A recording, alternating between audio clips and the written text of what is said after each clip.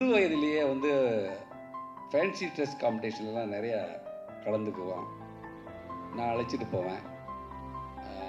அண்ணி ராமராஜனுடைய ஒய்ஃபு நளினி கூட என்னை கிண்டல் பண்ணுவாங்க. என்ன பாண்டியம்மா, உன் ஆசையெல்லாம் இளன் மூலியமாக தீர்த்துக்கிறியா அப்படின்னு கேட்பாங்க. அப்படி போகும்போது ஒரு புத்தக கண்காட்சியில் வீர சிவாஜியா ஒரு கெட்டப்பில் போயிருந்தார். ஆனால் நான் அப்போ டிவிஎஸ் பெட்டியில் தான் அவனை அழைச்சிட்டு போவேன். முருகர் கட்டை போன வண்டியில் அழைச்சிட்டு போனால் பஸ்ஸில் இருக்கவங்களாம் அவனை பார்த்து கும்பிடுவாங்க. அந்த மாதிரி ஒரு நிகழ்வுகள் நடக்கும் நிறையா.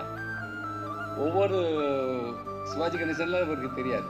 சிவாஜி கணேசன் பார்த்தே கிடையாது. ஆனால் அந்த கேசட்டை வாங்கி போட்டு பார்த்துட்டு அதே ஃபாலோ பண்ணிட்டு எல்லா ஃபேன்சி ட்ரெஸ்ஸும் கூட்டி போவேன்.